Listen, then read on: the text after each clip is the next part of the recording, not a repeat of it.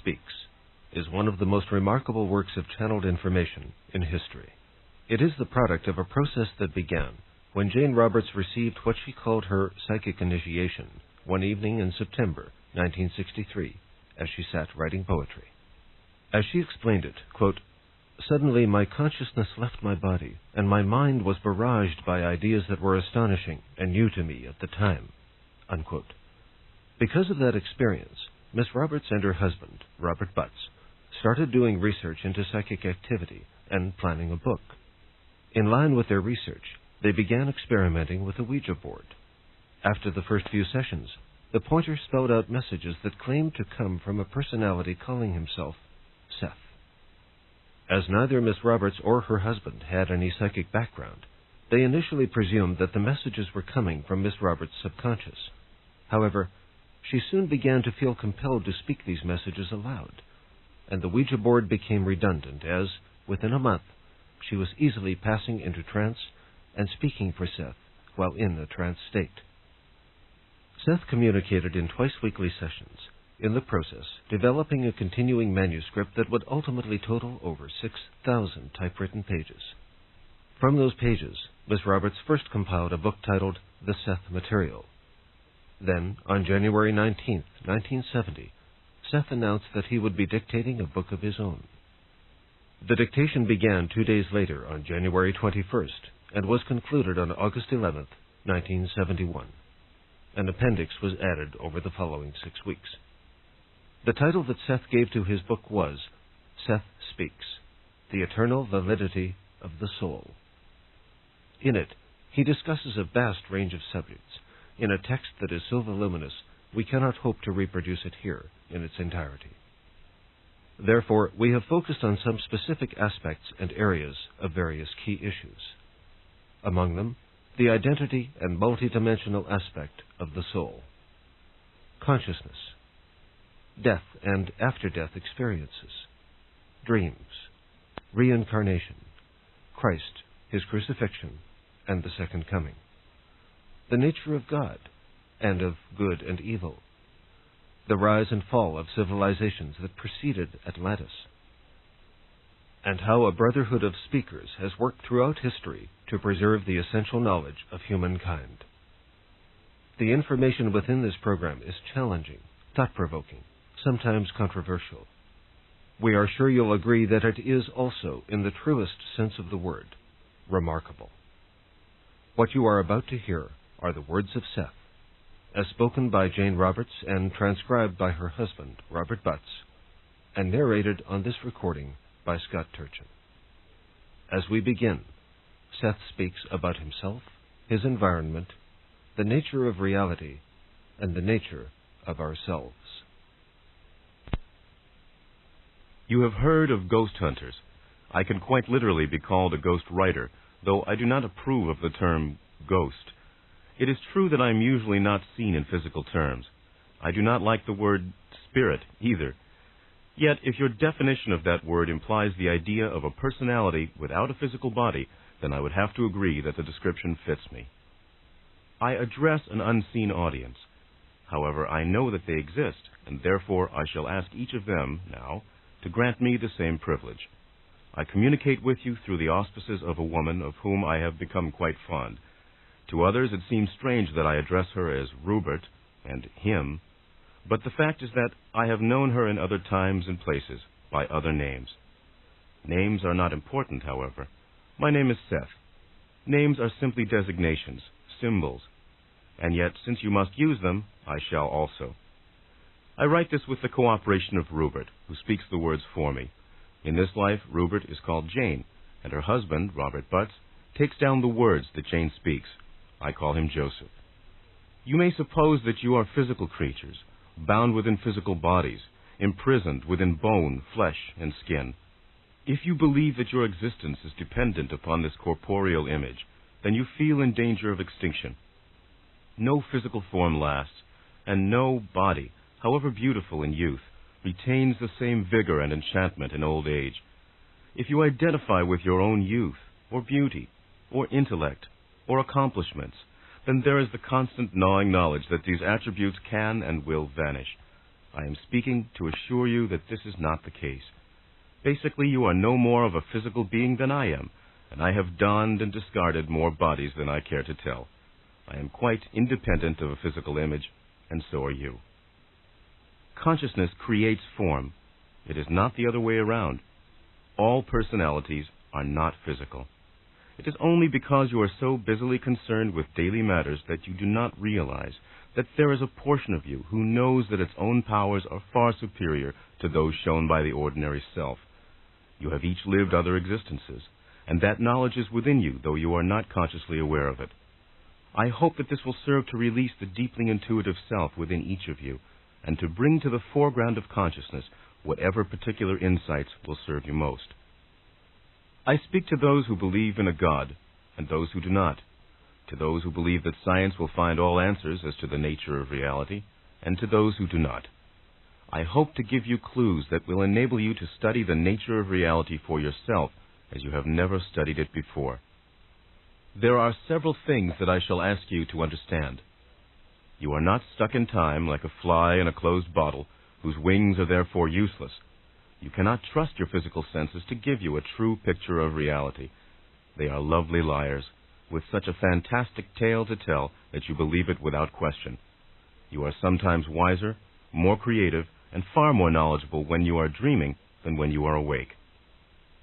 I am primarily a personality with a message. You create the world that you know. You have been given perhaps the most awesome gift of all, the ability to project your thought outward into physical form. The fact is that each of you creates your own physical reality, and, en masse, you create both the glories and the terrors that exist within your earthly experience. Until you realize that you are the creators, you will refuse to accept this responsibility. Consciousness is a way of perceiving the various dimensions of reality. Consciousness as you know it is highly specialized. The physical senses allow you to perceive the three-dimensional world, and yet by their very nature they can inhibit the perception of other equally valid dimensions. Most of you identify with your daily physically oriented self. You do not identify with the inner portion of yourselves. You prefer to identify with the part of you who watches television, or cooks, or works, the part you think knows what it is doing. But the seemingly unconscious portion of yourself is far more knowledgeable, and upon its smooth functioning your entire physical existence depends. This portion is conscious, aware, alert. I call it the inner ego, for it directs inner activities. It correlates information that is perceived not through the physical senses, but through other inner channels. It is the inner perceiver of reality that exists beyond the three-dimensional. It carries within it the memory of each of your past existences. The outer ego and the inner ego operate together, the one to enable you to manipulate in the world that you know, the other to bring you those delicate inner perceptions without which physical existence could not be maintained. There is, however, a portion of you, the deeper identity, who forms both the inner ego and the outer ego, who decided that you would be a physical being in this place and in this time. This is the core of your identity, the psychic seed from which you sprang, the multidimensional personality of which you are part. You cannot understand yourselves, and you cannot accept my independent existence until you rid yourself of the notion that personality is a here and now attribute of consciousness. The self that you know is but one fragment of your entire identity. These fragment selves are not strung together, however, like beads on a string. They are more like the various skins of an onion or segments of an orange, all connected through the one vitality and growing out into various realities while springing from the same source. Nothing exists, neither rock, mineral, plant, animal, or air, that is not filled with consciousness of its own kind. So you stand amid a constant vital commotion, a gestalt of aware energy. And you are yourselves physically composed of conscious cells that carry within themselves the realization of their own identity, that cooperate willingly to form the corporeal structure that is your physical body. I am saying, of course, that there is no such thing as dead matter. There is no object that was not formed by consciousness, and each consciousness, regardless of its degree, rejoices in sensation and creativity. You cannot understand what you are unless you understand such matters. The ego is a jealous god, and it wants its interests served. It does not want to admit the reality of any dimensions except those within which it feels comfortable and can understand. If you have a limited conception of the nature of reality, then your ego will do its best to keep you in the small, enclosed area of your accepted reality. If, on the other hand, your intuitions and creative instincts are allowed freedom, then they communicate some knowledge of greater dimensions to this most physically oriented portion of your personality. Personality is a gestalt of ever-changing perception. It is the part of the identity which perceives. I do not force my perceptions upon the woman through whom I speak, nor is her consciousness blotted out during our communications. Instead, there is an expansion of her consciousness and a projection of energy that is directed away from three-dimensional reality. This concentration away from the physical system may make it appear as if her consciousness is blotted out. Instead, more is added to it. There is within Rupert's personality a rather unique facility that makes our communications possible. I will try to put this as simply as possible. There is within his psyche what amounts to a transparent dimensional warp that serves almost like an open window through which other realities can be perceived. A multidimensional opening that has to some extent escaped being clouded over by the shade of physical focus. The physical senses usually blind you to these open channels, for they perceive reality only in their own image. To some extent, then, I enter your reality through a psychological warp in your space and time. In a manner of speaking, such an open channel serves much as a pathway between Rupert's personality and my own, so that communication is possible between. My environment now is not the one in which you will find yourself immediately after death. You must die many times before you enter this particular plane of existence. Birth is much more of a shock than death. Sometimes when you die, you do not realize it, but birth almost always implies a sharp and sudden recognition. So there is no need to fear death. And I, who have died more times than I care to tell, speak these words to tell you so. In my home environment, I assume whatever shape I please, and it may vary, and does, with the nature of my thoughts. This ability to change form is an inherent characteristic of any consciousness. Only the degree of proficiency and actualization varies. You can see this in your own system, in a slowed-down version, when you observe the changing forms taken by living matter through its evolutionary history. My environment changes constantly, and therefore is composed of exquisite imbalances, where change is allowed full play. Your own time structure misleads you into your ideas of the relative permanency of physical matter, and you close your eyes to the constant alterations within it. Your physical senses confine you, as best they can, to the perception of a highly formalized reality.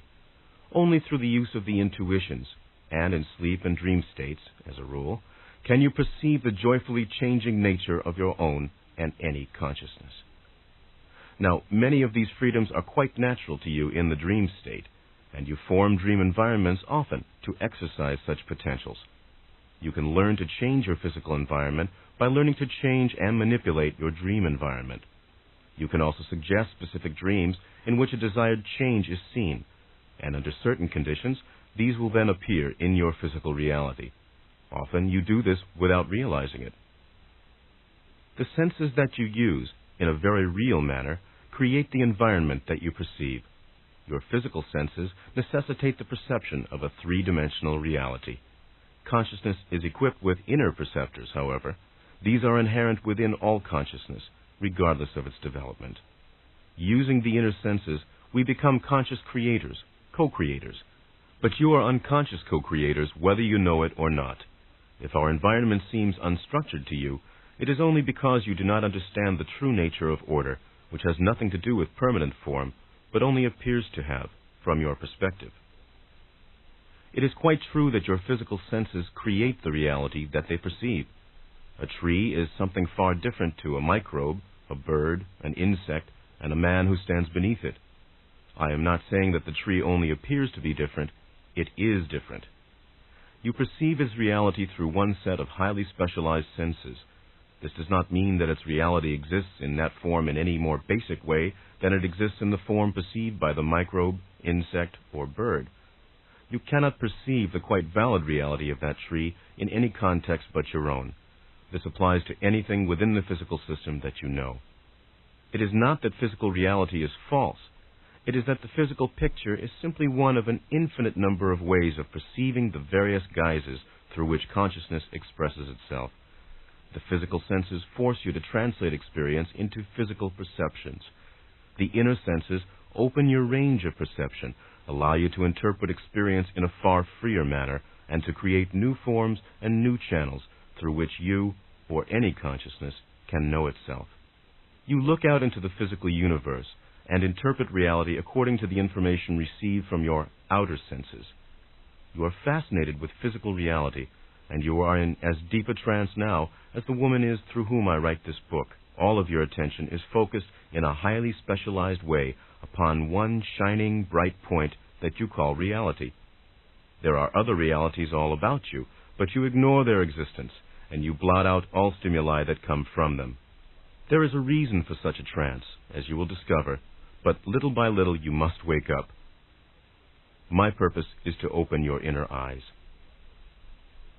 Your ideas of space are highly erroneous. In a very real manner, space as you perceive it simply does not exist. Not only is the illusion of space caused by your own physical perceptive mechanisms, but is also caused by mental patterns that you have accepted, patterns that are adopted by consciousness when it reaches a certain stage of evolution within your system. When you arrive or emerge into physical life, not only is your mind not a blank slate, waiting for the scrolls that experience will write upon it, but you are already equipped with a memory bank far surpassing that of any computer. You face your first day upon the planet with skills and abilities already built in, though they may or may not be used. And they are not merely the result of heredity as you think of it. You may think of your soul or entity, though only briefly and for the sake of this analogy, as some conscious and living, divinely inspired computer who programs its own existences and lifetimes.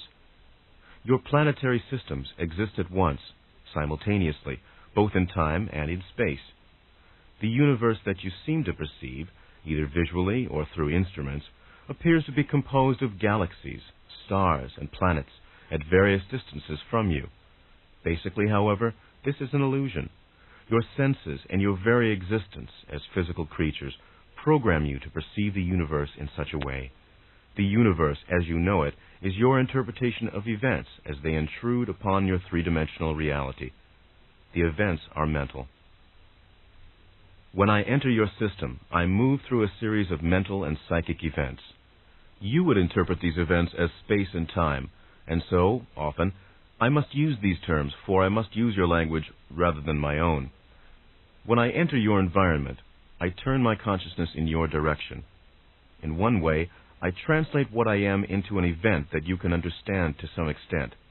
In a much more limited manner, any artist does the same thing when he translates what he is, or a portion of it, into a painting. When I enter your system, I intrude into three-dimensional reality. Whether or not you realize it, each of you intrudes into other systems of reality in your dream states without the full participation of your normally conscious self. In subjective experience, you leave behind physical existence and act, at times, with strong purpose and creative validity within dreams that you forget the instant you awaken. When I contact your reality, therefore, it is as if I were entering one of your dreams. I can be aware of myself as I dictate this book through Jane Roberts, and yet also be aware of myself in my own environment. I send only a portion of myself here, as you perhaps send out a portion of your consciousness as you write a letter to a friend, and yet are aware of the room in which you sit.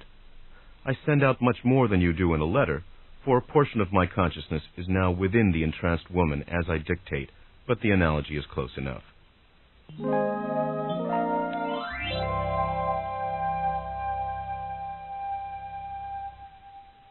And now Seth speaks of the soul and the nature of perception. With a little background given so far, we can begin to discuss the subject of this program, the eternal validity of the soul. Even when we are exploring other issues, we will be trying to illustrate the multidimensional aspect of this inner self. There are many misconceptions connected with it, and first of all, we shall try to dismiss these. First of all, a soul is not something that you have.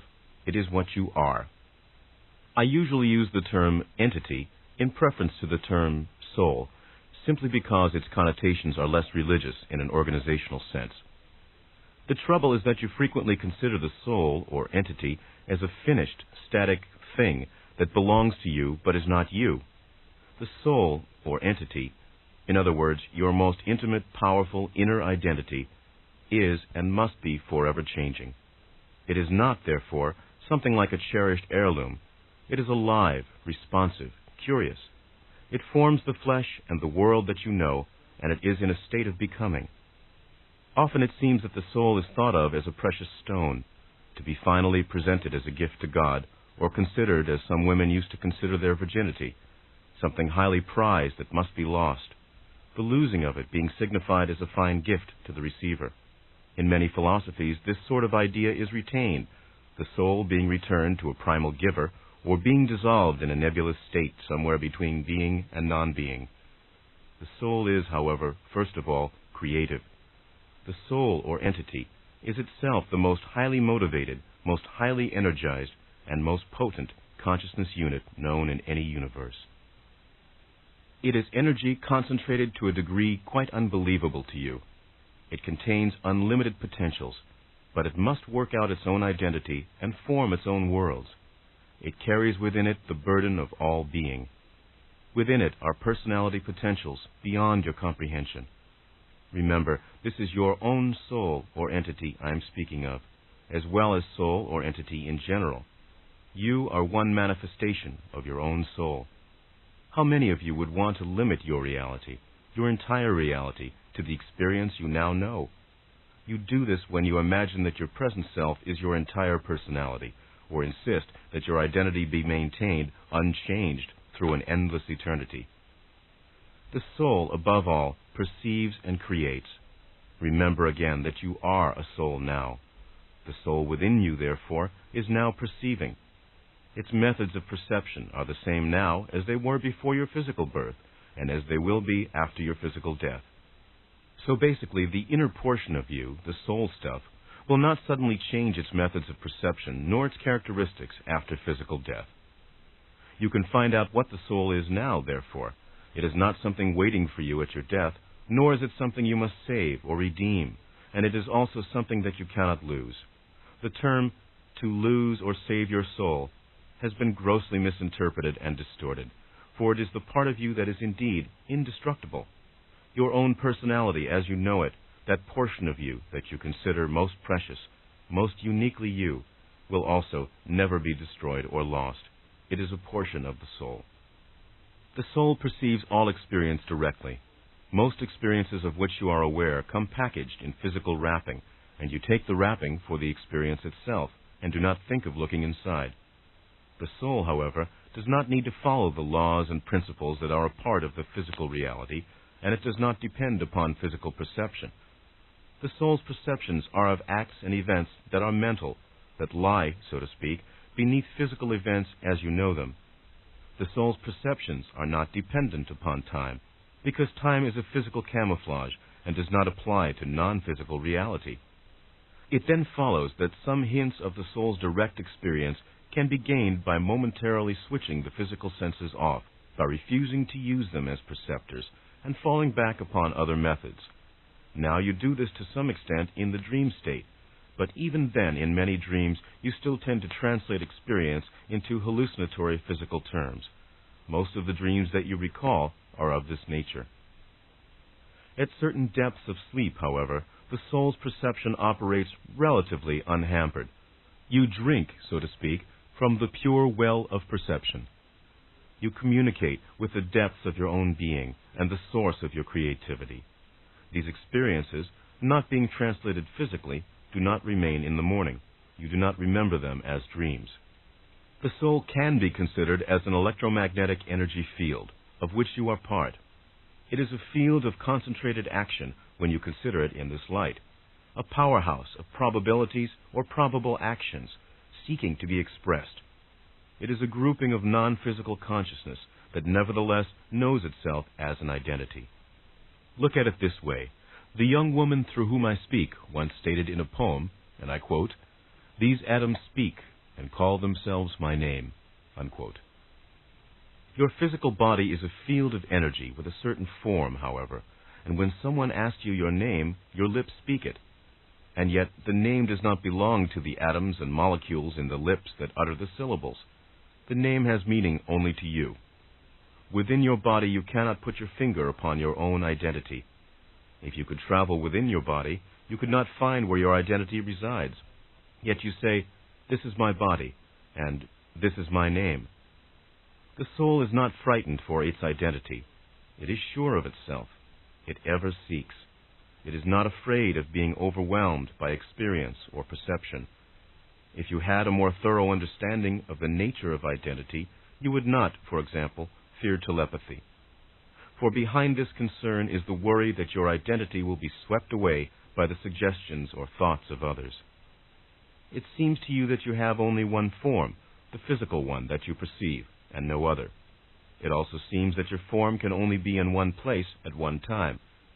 You have indeed other forms that you do not perceive, and you also create various kinds of forms for various purposes, although you do not perceive these physically either. You are presently focused not only in your physical body, but within a particular frequency of events that you interpret as time. Other historical periods exist simultaneously in forms quite as valid, and other reincarnational selves. Again, you simply are not tuned to those frequencies. You can know what happened in the past and have histories because, according to the rules of the game that you accepted, you believe that the past, but not the future, can be perceived. You could have histories of the future in the present if the rules of the game were different. In other levels of reality, the rules of the game change. After death, in your terms, you are quite free perceptively. The future appears as clearly as the past.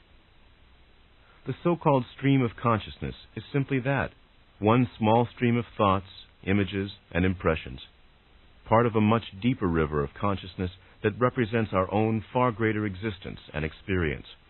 You spend all your time examining this one small stream so that you become hypnotized by its flow and entranced by its motion. Simultaneously, these other streams of perception and consciousness go by without your notice, yet they are very much a part of you. They represent quite valid aspects, events, actions, and emotions with which you are also involved in other layers of reality. You are as actively and vividly concerned in these realities as you are in the one in which your main attention is now focused. Often you tune into these other streams of consciousness without realizing you have done so, for again, they are a part of the same river of your identity. All are therefore connected. Any creative work involves you in a cooperative process in which you learn to dip into these other streams of consciousness. You come up with a perception that has far more dimensions than one arising from the one narrow, usual stream of consciousness that you know. Great creativity is then multidimensional for this reason. Its origin is not from one reality, but from many, and it is tinged with the multiplicity of that origin. Great creativity always seems greater than its pure physical dimension and reality. By contrast with the so-called usual, it appears almost as an intrusion. It takes the breath away. Such creativity automatically reminds each man of his own multidimensional reality. The words, "know thyself," therefore, mean far more than most people ever suppose. In moments of solitude, you may become aware of some of these other streams of consciousness. These other existences of yours go on quite merrily, whether you are waking or sleeping, but while you are awake, ordinarily you block them out. In the dream state, you are much more aware of them, although there is a final process of dreaming that often masks intense psychological and psychic experience. Unfortunately, what you usually recall is this final dream version. Some dreams themselves do take place in psychic or mental areas connected with your daily activities, but in the very deep reaches of sleep experience, those, incidentally, not yet touched upon by scientists in so-called dream laboratories, you are in communication with other portions of your own identity and with the other realities in which they exist.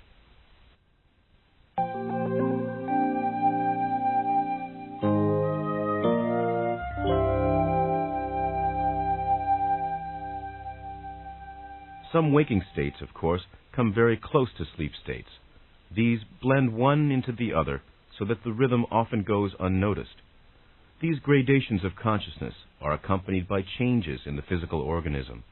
In the more sluggish periods of waking consciousness, there is a lack of concentration, a cutting off of stimuli to varying degrees, an increase in accidents, and generally a lower body tone.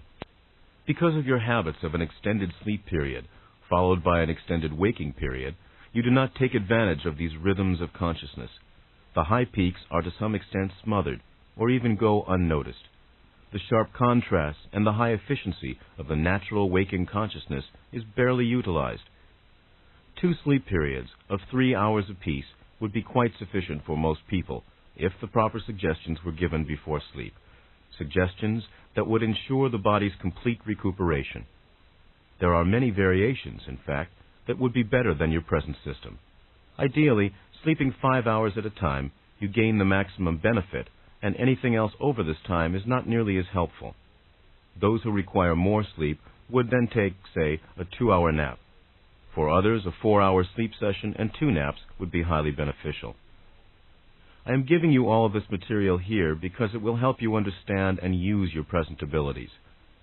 You are asking too much of normal waking consciousness, smoothing out the valleys and peaks of its activity, demanding in some cases that it go full blast ahead when it is actually at a minimal period, denying yourself the great mobility of consciousness that is possible.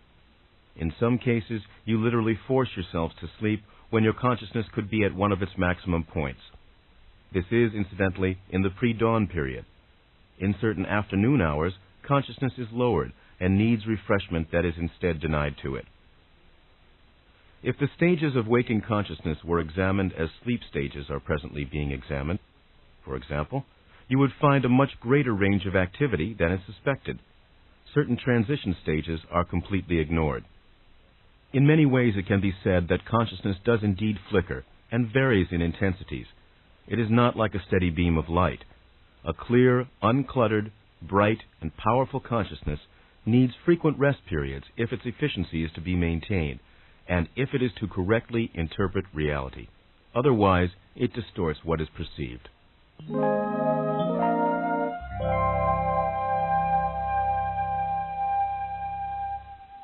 Now, Seth speaks of death and after-death experiences. What happens at the point of death? The question is much more easily asked than answered. Basically, there is not any particular point of death in those terms, even in the case of a sudden accident. I will attempt to give you a practical answer to what you think of as this practical question, however. What the question really means to most people is this: what will happen when I am not alive in physical terms any longer? What will I feel? Will I still be myself? Will the emotions that propelled me in life continue to do so? Is there a heaven or a hell? Will I be greeted by gods or demons, enemies or beloved ones? Most of all, the question means, when I am dead, will I still be who I am now, and will I remember those who are dear to me now? First of all, let us consider the fact just mentioned. There is no separate, indivisible, specific point of death. Life is a state of becoming, and death is a part of this process of becoming. You are alive now, a consciousness knowing itself, sparkling with cognition amid a debris of dead and dying cells, alive while the atoms and molecules of your body die and are reborn. You are alive, therefore, in the midst of small deaths. Portions of your own image crumble away moment by moment and are replaced, and you scarcely give the matter a thought. So you are to some extent alive now in the midst of the death of yourself, alive despite and yet because of the multitudinous deaths and rebirths that occur within your body in physical terms. If the cells did not die and were not replenished, the physical image would not continue to exist. So now in the present, as you know it, your consciousness flickers about your ever-changing corporeal image. In many ways you can compare your consciousness as you know it now to a firefly, for while it seems to you that your consciousness is continuous, this is not so. It also flickers off and on, though it is never completely extinguished. Its focus is not nearly as constant as you suppose, however. So as you are alive in the midst of your own multitudinous small deaths, so though you do not realize it, you are often dead, even amid the sparkling life of your own consciousness. There are overall rhythms, and within them an infinity of individual variations, almost like cosmic metabolism. In these terms, what you call death is simply the insertion of a longer duration of that pulsation of which you are not aware, a long pause in that other dimension, so to speak. The death, say, of physical tissue is merely a part of the process of life as you know it in your system, a part of the process of becoming. And from those tissues, as you know, new life will spring. All through your lifetime, portions of your body die, and the body that you have now does not contain one particle of physical matter that it had, say, 10 years ago. This process, you see, continues so smoothly that you are not aware of it. The pulses mentioned earlier are so short in duration that your consciousness skips over them merrily, yet your physical perception cannot seem to bridge the gap when the longer rhythm of pulsation occurs. And so, this is the time that you perceive as death. What you want to know, therefore, is what happens when your consciousness is directed away from physical reality, and when momentarily it seems to have no image to wear. You will find yourself in another form, an image that will appear physical to you to a large degree, as long as you do not try to manipulate within the physical system with it. Then the differences between it and the physical body will become obvious. You will simply be learning to operate in a new environment in which different laws apply, and the laws are far less limiting than the physical ones with which you now operate. In other words, you must learn to understand and use new freedoms. Even these experiences will vary, however, and even this state is a state of becoming, for many will continue into other physical lives. Some will exist and develop their abilities in different systems of reality altogether, and so for a time will remain in this intermediary state. For those of you who are lazy, I can offer no hope. Death will not bring you an eternal resting place. You may rest, if this is your wish, for a while. Not only must you use your abilities after death, however, but you must face up to yourself for those that you did not use during your previous existence. Now, when I speak to you, I very seldom use such words as love. I do not tell you that a God is waiting for you on the other side of a golden door. I do not reassure you by telling you that when you are dead, God will be waiting for you in all His majestic mercy, and that will be the end of your responsibility. However, through traveling within yourselves, you will discover the unity of your consciousness with other consciousnesses. You will discover the multidimensional love and energy that gives consciousness to all things. This will not lead you to want to rest upon the proverbial blessed bosom. It will instead inspire you to take a better hand in the job of creation. That feeling of divine presence you will find indeed, and feel indeed, for you will sense it behind the dance of the molecules, and in yourselves, and in your neighbors. You may or may not be greeted by friends or relatives immediately following death. This is a personal matter, as always. Overall, you may be far more interested in people that you have known in past lives than those close to you in the present one, for example. Your true feeling toward relatives who are also dead will be known to you and to them. There is no hypocrisy. You do not pretend to love a parent who did little to earn your respect or love. Telepathy operates without distortion in this after-death period, so you must deal with the true relationships that exist between yourself and all relatives and friends who await you.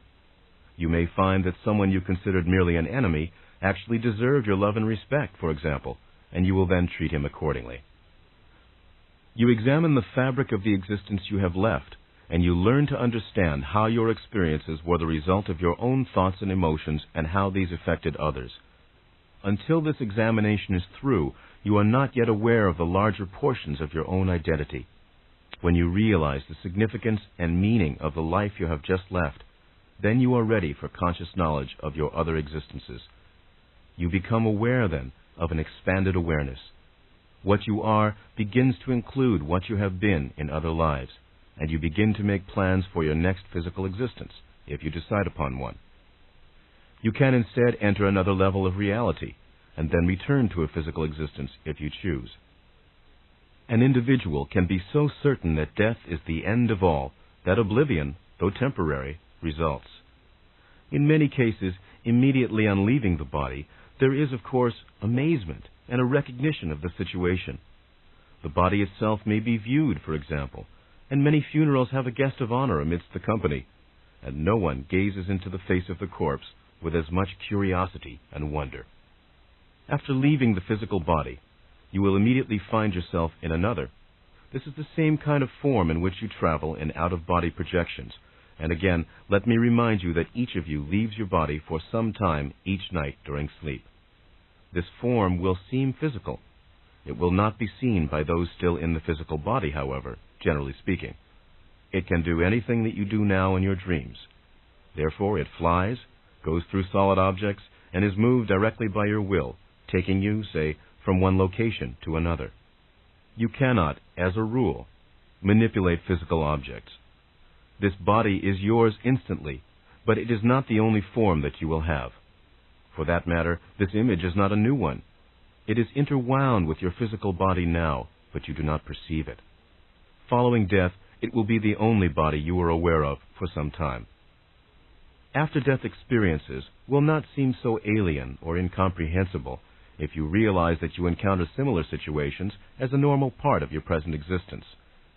In sleep and dream states, you are involved in the same dimension of existence in which you will have your after-death experiences. You do not remember the most important part of these nightly adventures, and so those you do recall seem bizarre or chaotic as a rule. The simple fact is that when you dream you are flying, you often are. In the dream state, you operate under the same conditions, more or less, that are native to a consciousness not focused in physical reality. Many of your experiences, therefore, are precisely those you may meet after death. You may speak with dead friends or relatives, revisit the past, greet old classmates, walk down the streets that existed 50 years earlier in physical time, travel through space without taking any physical time to do so, be met by guides, be instructed, teach others, perform meaningful work, solve problems, hallucinate. As your daily endeavors have meaning and purpose, so do your dream adventures, and in these also you attain various goals of your own. In the dream state you learn, among other things, how to construct your own physical reality day by day, just as after death you learn how to construct your next physical lifetime. After-death environments exist all about you now. Period. It is as if your present situation and all its physical phenomena were projected from within yourself outward, giving you a continuous running motion picture, forcing you to perceive only those images that were being transposed. These seem so real that you find yourself in the position of reacting to them constantly. They serve to mask other quite valid realities that exist at the same time, however. It is actually from these other realities that you gain the power and the knowledge to operate the material projections. You can set the machine on idle, so to speak, stop the apparent motion, and turn your attention to these realities. In many ways, then, you are dead now, and as dead as you will ever be. While you go about your daily chores and endeavors, beneath normal waking consciousness, you are constantly focused in other realities also, reacting to stimuli of which your physical conscious self is not aware, perceiving conditions through the inner senses, and experiencing events that are not even registered within the physical brain. After death, you are simply aware of these dimensions of activity that you now ignore. Now, physical existence predominates. Then, it will not. Nor, however, will it be lost to you. Your memories, for example, will be retained. You will simply step out of a particular framework of reference. If you want to know what death is like, then become aware of your own consciousness as it is divorced from physical activities. You will find that it is highly active. With practice, you will discover that your normal waking consciousness is highly limited, and that what you thought of once as death conditions seem much more like life conditions. In the same way, in the midst of life, you dwell with so-called ghosts and apparitions, and for that matter, you yourselves appear as apparitions to others. There are obviously as many kinds of ghosts and apparitions as there are people. They are as alert or as unalert to their situation as you are to your own. They are not fully focused in physical reality, however, either in personality or in form, and this is their main distinction. If a ghost wants to contact you, he can do so through telepathy, or the individual might send you a thought form at the same time that he telepathically communicates with you. Your rooms are full now of thought forms that you do not perceive, and again, you are as much a ghostly phenomenon now as you will be after death. You are simply not aware of the fact. You ignore certain temperature variations and stirring of air as imagination that are instead indicative of such thought forms. You thrust into the background telepathic communications that often accompany such forms. You turn aside from all clues that other realities exist quite validly with your own, and that in the midst of one existence you are surrounded by intangible but valid evidence.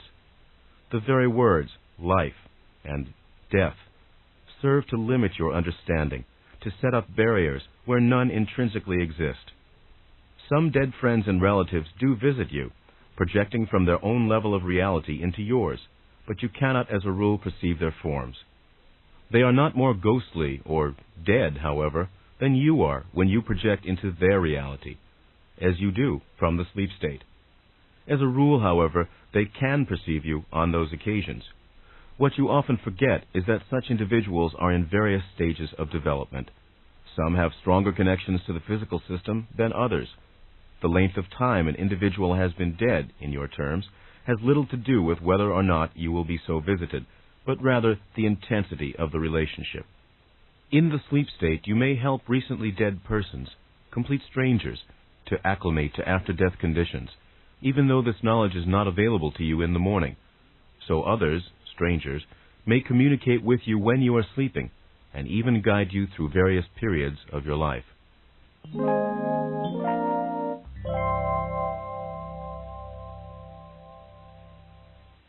Continuing the subject of life after death, Seth now speaks of reincarnation. There are unlimited varieties of experience open to you after death, all possible, but some less probable than others according to your development. You may decide upon another reincarnation. You may decide to focus instead on your past life, using it as the stuff of new experience, creating variations of events as you have known them, making corrections as you choose. Now, some individuals, some personalities, prefer a life organization bound about past, present, and future in a seemingly logical structure, and these persons usually choose reincarnation. Others prefer to experience events in an extraordinarily intuitive manner, with the organization being provided by the associative processes. Some simply find the physical system not to their liking, and in such a way take leave of it. This cannot be done, however, until the reincarnational cycle, once chosen, is completed. The last choice exists for those who have developed their abilities through reincarnation as far as possible within that system. Some, finished with reincarnation, may choose to re-enter the cycle acting as teachers, and in such cases some recognition of higher identity is always present. Now there is an in-between stage of relative indecision, a mid-place of existence, a rest area, comparatively speaking, and it is from this area that most communications from relatives occurs. This is usually the level that is visited by the living in projections from the dream state. Before the time of choosing, however, there is a period of self-examination, and your full history becomes available to you. You understand the nature of the entity, and you are advised by other portions of that entity, more advanced than yourself. You will become aware of your other reincarnational selves, for example. There will be emotional ties with other personalities whom you have known in past lives, and some of these may supersede your relationships in the immediately past life. This is a meeting place for individuals from your own system also, however. Conditions and development are important, rather than the length an individual stays in this area. It is an intermediary step, but an important one. In your dreams, you have been here. Reincarnation involves far more than a simple decision to undergo another physical existence. In this in-between period of which I am speaking, many issues, therefore, are considered. When most people think of reincarnation, they think in terms of a one-line progression in which the soul perfects itself in each succeeding life. This is a gross simplification. There are endless varieties of this one theme, individual variations. The process of reincarnation is used in many ways, therefore, and in this time of rest, individuals must decide on the unique way in which reincarnation will be of use. Some, for example, isolate various characteristics in a given life and work on these almost exclusively, basing a given existence upon, say, one main theme. As seen from a physical viewpoint, such a personality would appear very one-sided and far from a well-developed individual. In one life, the intellect may purposely be very high, and those powers of the mind carried as far as the individual can take them. These abilities are then studied thoroughly by the entire personality, both the benefits and the detrimental aspects of the intellect weighed carefully. Through experience in another life, this same kind of individual might specialize in emotional development and purposely underplay intellectual abilities. Some will choose progression at an easier rate and in a more balanced manner. They will help keep all the strands of personality working at once, so to speak, and even meet again and again people they have known in other lives. They will work out problems at a rather easy rate, rather than in, say, an explosive way. They will pace themselves, as dancers do. The time of choosing is dependent upon the condition and circumstances of the individual, following transition from physical life. Some take longer than others to understand the situation. Others must be divested of many impeding ideas and symbols. The time of choosing may happen almost immediately, in your terms, or it may be put off for a much longer period while training is carried on. The main impediments standing in the way of the time of choosing are, of course, the faulty ideas harbored by any given individual. A belief in heaven or hell under certain conditions can be equally disadvantageous. Some will refuse to accept the idea of further work, development, and challenge, believing instead that conventional heaven situations are the only possibility. For some time they may indeed inhabit such an environment, until they learn through their own experience that existence demands development, and that such a heaven would be sterile, boring, and indeed deadly. Then they are ready for the time of choosing. Others may insist that because of their transgressions they will be cast into hell, and because of the force of such belief, they may for some time actually encounter such conditions. In either case, however, there are always teachers available.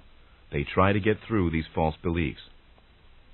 While, generally speaking, the issues just mentioned operate as impediments, there are always exceptions.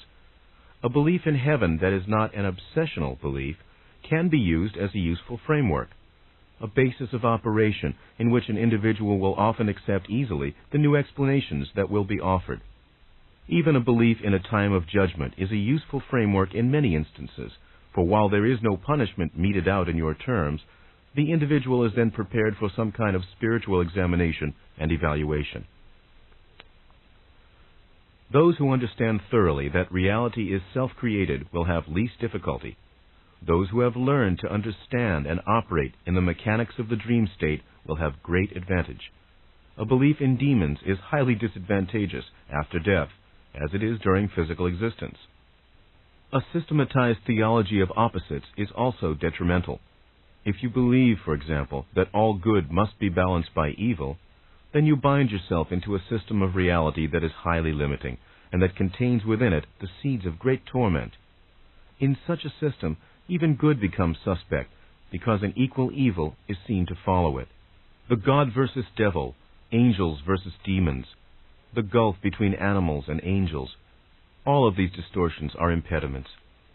Quite simply, a belief in the good without a belief in the evil may seem highly unrealistic to you. This belief, however, is the best kind of insurance that you can have, both during physical life and afterward. It may outrage your intellect, and the evidence of your physical senses may shout that it is untrue.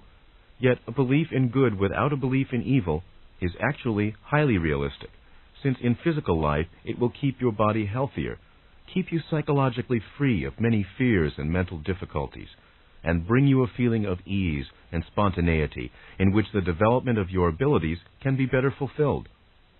After death, it will release you from the belief in demons and hell and enforced punishment. You will be better prepared to understand the nature of reality as it is.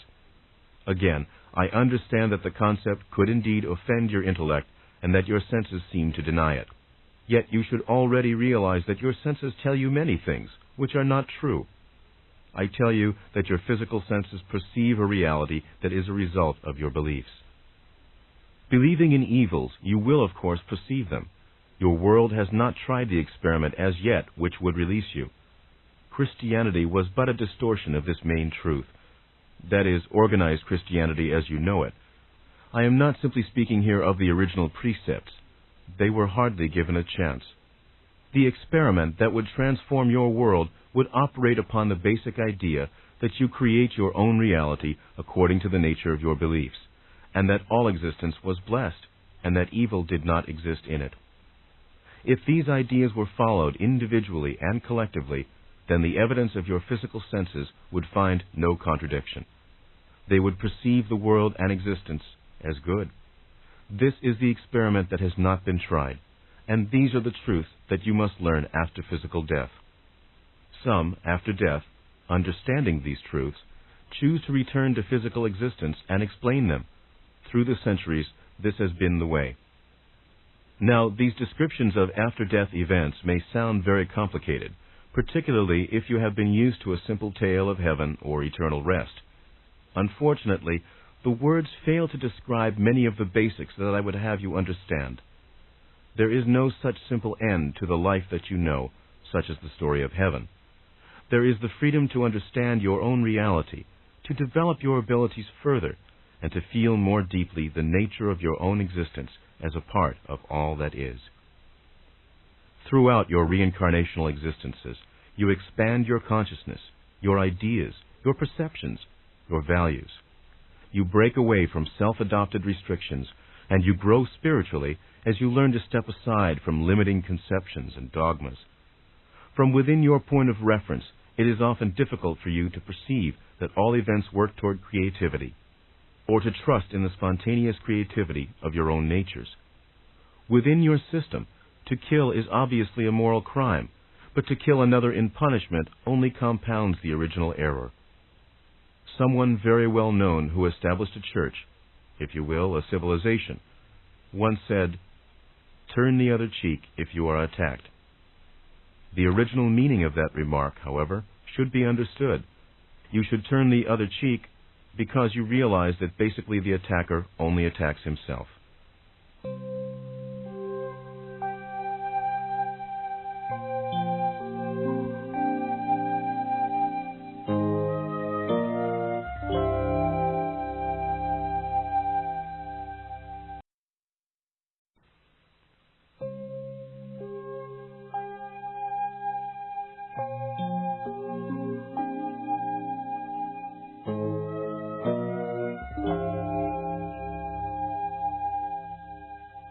If you hate another person, that hate may bind you to him through as many lives as you allow the hate to consume you.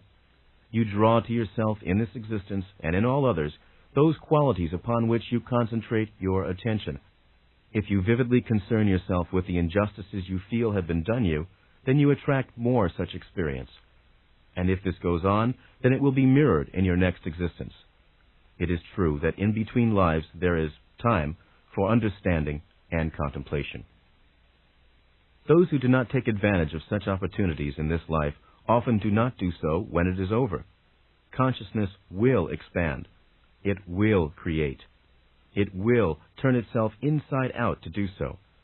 There is nothing outside of yourself that will force you to understand these issues or face them. It is useless then to say, "When this life is over, I will look back upon my experience and then my ways." This is like a young man saying, "When I grow old and retire, I will use all those abilities that I am not now developing." You are setting the stage for your next life now. The thought you think today will in one way or another become the fabric of your next existence. There are no magic words that will make you wise, that will fill you with understanding and compassion, that will expand your consciousness. Your thoughts and everyday experience contain the answers. Any successes in this life, any abilities, have been worked out through past experience. They are yours by right. You worked to develop them. If you look about you at your relatives, friends, acquaintances, and business associates, you will also see what kind of a person you are, for you are drawn to them as they are drawn to you, through very basic inner similarities. Let me try to throw some light upon what I am trying to tell you. First of all, love always involves freedom. If a man says he loves you and yet denies you your freedom, then you often hate him. Yet, because of his words, you do not feel justified in the emotion. This sort of emotional tangle itself can lead to continued entanglements through various lives. If you hate evil, then beware of your conception of the word. Hate is restrictive. It narrows down your perception. It is indeed a dark glass that shadows all of your experience.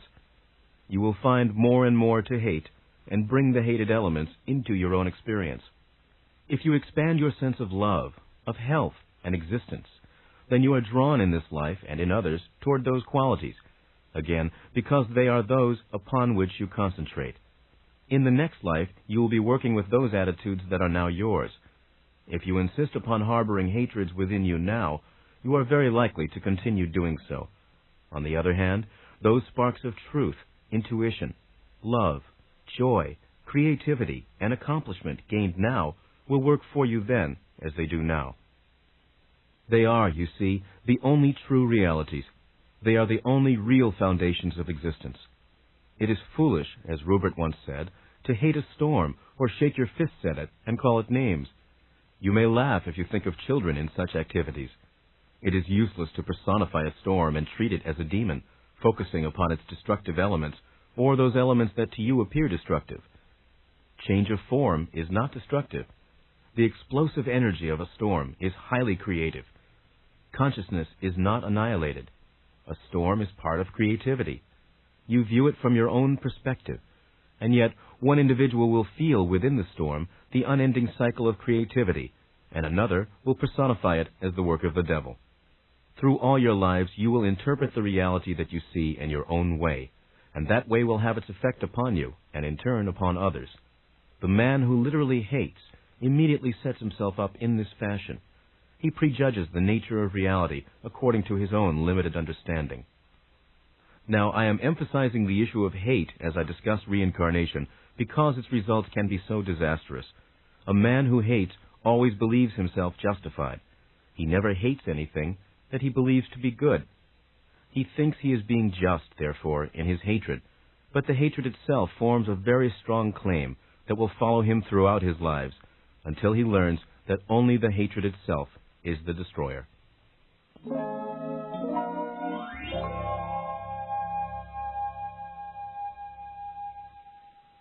Now, Seth speaks of the dimensions of God and of the crucifixion of Christ. As the present life of any individual rises from hidden dimensions beyond those easily accessible in physical terms, and as it draws its energy and power to act from unconscious sources, so does the present physical universe, as you know it, rise from other dimensions. So does it have its source and derive its energy from deeper realities. History, as you know it, represents but one single light upon which you focus. You interpret the events that you see therein, and you project upon its glimmer your interpretation of events that may occur. So entranced is your concentration that when you wonder about the nature of reality, you automatically confine your question to this one small flickering moment that you call physical reality. When you ponder upon the aspects of God, you unthinkingly speak of the Creator of that one light. That light is unique, and if you truly understood what it was, you would indeed understand the nature of true reality. Only a portion of your entire identity is, presently, familiar to you, as you know. Therefore, when you consider the question of a supreme being, you imagine a male personality with those abilities that you yourselves possess, with great emphasis upon qualities you admire. This imagined God has therefore changed throughout your centuries, mirroring man's shifting ideas of himself. God was seen as cruel and powerful when man believed that these were desirable characteristics, needed particularly in his battle for physical survival. He projected these upon his idea of a God because he envied them and feared them. You have cast your idea of God, therefore, in your own image. In a reality that is inconceivably multidimensional, the old concepts of God are relatively meaningless. Even the term, a supreme being, is in itself distortive, for you naturally project the qualities of human nature upon it. If you will try to accept the idea that your own existence is multidimensional, that you dwell within the medium of infinite probabilities, then you may catch a slight glimpse of the reality that is behind the word God. And you may understand why it is almost impossible to capture a true understanding of that concept in words. God, therefore, is first of all a creator, not of one physical universe, but of an infinite variety of probable existences, far more vast than those aspects of the physical universe with which your scientists are familiar. He did not simply send a son to live and die on one small planet. He is a part of all probabilities. There have been parables told and stories of beginnings. All of these have been attempts to transmit knowledge in as simple terms as possible. Often, answers were given to questions that literally have no meaning outside of your own system of reality. For example, there was no beginning, and there will be no end. Yet parables have been given telling you of beginnings and endings simply because with your distorted ideas of time, beginnings and endings seem to be inseparable, valid events. Your Christ figure represents, symbolically, your idea of God and His relationships. There were three separate individuals whose history blended, and they became known collectively as Christ. Hence, many discrepancies in your records. These were all males, because at that time of your development, you would not have accepted a female counterpart. These individuals were a part of one entity. You could not but imagine God as a father. It would never have occurred to you to imagine a God in any other than human terms, earth components. The events of the crucifixion of Christ, as they are recorded, did not occur in history. It was a psychic, but not a physical event. Ideas of almost unimaginable magnitude were played out. Judas, for example, was not a man in your terms. He was, like all the other disciples, a blessed, created fragment personality, formed by the Christ personality. He represented the self-betrayer. He dramatized a portion of each individual's personality that focuses upon physical reality in a grasping manner and denies the inner self out of greed. Each of the 12 represented qualities of personality that belonged to one individual, and Christ as you know Him represented the inner self. The 12, therefore, plus Christ as you know Him, the one figure composed of the three, represented an individual earthly personality, that is, the inner self, and 12 main characteristics connected with the egotistical self. As Christ was surrounded by the disciples, so the inner self is surrounded by these physically oriented characteristics, each drawn outward toward daily reality on the one hand, and yet orbiting the inner self. The disciples, therefore, were given physical reality by the inner self, as all of your earthly characteristics come out of your inner nature. This was a living parable, made flesh among you, a cosmic play worked out for your behalf, couched in terms that you could understand. The lessons were made plain, as all the ideas behind them were personified. If you will forgive the term, this was like a local morality play, put on in your corner of the universe. This does not mean it was less real than you previously supposed. In fact, the implications of what is said here should clearly hint at the more powerful aspects of Godhood. The same kinds of dramas in different ways have been given, and while the drama is always different, it is always the same. This does not mean that a Christ has appeared within each system of reality. It means that the idea of God has manifested within each system in a way that is comprehensible to the inhabitants. This drama continues to exist. It does not belong, for example, to your past. Only you have placed it there. This does not mean that it always reoccurs. The drama, then, was far from meaningless, and the Spirit of Christ, in your terms, is legitimate. As I said, the crucifixion was a psychic event, and exists as do all the other events connected with the drama. Christ, the historical Christ, was not crucified. He had no intention of dying in that manner. But others felt that to fulfill the prophecies in all ways, crucifixion was a necessity. Christ did not take part in it. There was a conspiracy in which Judas played a role, an attempt to make a martyr out of Christ. The man chosen was drugged, hence the necessity of helping him carry the cross, and he was told that he was the Christ. He believed that he was. He was one of those deluded, but he also himself believed that he, not the historical Christ, was to fulfill the prophecies. Mary came because she was full of sorrow for the man who believed he was her son. Out of compassion, she was present. The group responsible wanted it to appear that one particular portion of the Jews had crucified Christ, and never dreamed that the whole Jewish people would be blamed. The tomb was empty because the same group carted the body away. Mary Magdalene did see Christ, however, immediately after. Christ was a great psychic.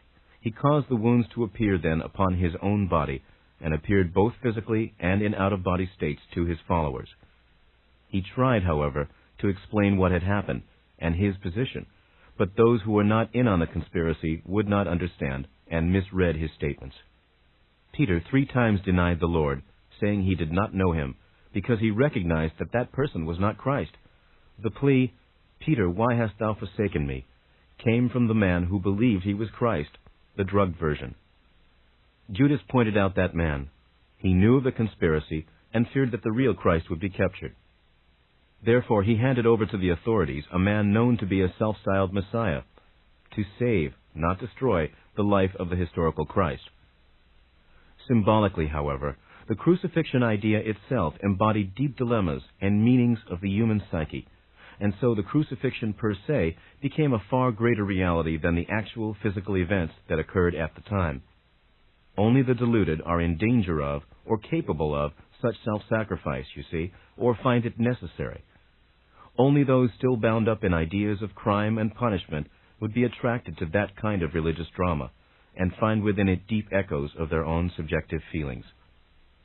Christ knew clairvoyantly that these events in one way or another would occur, and the probable dramas that could result. The man involved could not be swerved from his subjective decision. He would be sacrificed to make the old Jewish prophecies come true, and he could not be dissuaded. In the Last Supper, when Christ said, "This is my body, and this is my blood," he meant to show that the Spirit was within all matter, interconnected, and yet apart. That his own spirit was independent of his body, and also in his own way to hint that he should no longer be identified with his body, for he knew the dead body would not be his own. This was all misunderstood. Christ then changed his mode of behavior, appearing quite often in out-of-body states to his followers. Before, he had not done this to that degree. He tried to tell them, however, that he was not dead, and they chose to take him symbolically. His physical presence was no longer necessary, and was even an embarrassment under the circumstances. He simply willed himself out of it. He knew that without the wounds, they would not believe he was himself, because they were so convinced that he died with those wounds. They were to be a method of identification, to be dispensed with when he explained the true circumstances. He ate to prove he was still alive, but they took this simply to mean that the spirit could partake of food. They wanted to believe that he had been crucified and arisen. Other religions were based upon different dramas, in which ideas were acted out in a way that was comprehensible to various cultures. Unfortunately, the differences between the dramas often led to misunderstandings, and these were used as excuses for wars. These dramas are also privately worked out in the dream state.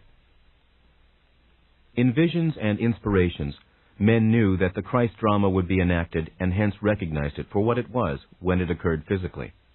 Its power and strength then returned to the dream universe. It had increased its vigor and intensity through the physical materialization.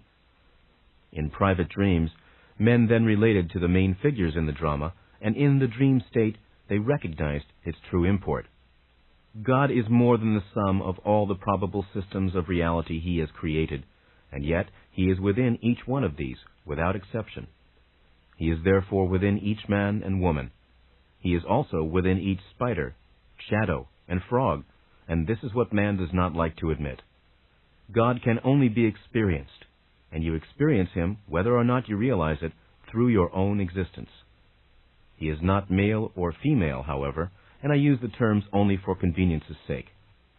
In the most inescapable truth, he is not human in your terms at all, nor in your terms is he a personality. Your ideas of personality are too limited to contain the facets of his multidimensional existence. The inner experience with the multidimensional God can come in two main areas. One is through the realization that this prime moving force is within everything that you can perceive with your senses. The other method is to realize that this primary motive force has a reality independent of its connection with the world of appearances. As there are portions of reality that you do not consciously perceive, and other systems of probability of which you are not consciously aware, so also are there aspects of primary godhood that you cannot at this moment comprehend. I have tried to give you some idea of the far-reaching creative effects of your own thoughts. With that in mind, then, it is impossible to imagine the multidimensional creativities that can be attributed to all that is. The term, all that is, can be used as a designation to include all of those probable gods in all of their manifestations. Now, it is easier perhaps for some of you to understand the simple stories and parables of beginnings of which I have spoken. But the time has come for mankind to take several steps further, to expand the nature of his own consciousness by trying to comprehend a more profound version of reality. You have outgrown the time of children's tales. When your own thoughts have a form and reality, when they have validity even in other systems of reality of which you are unaware, then it is not difficult to understand why other systems of probabilities are also affected by your own thoughts and emotions.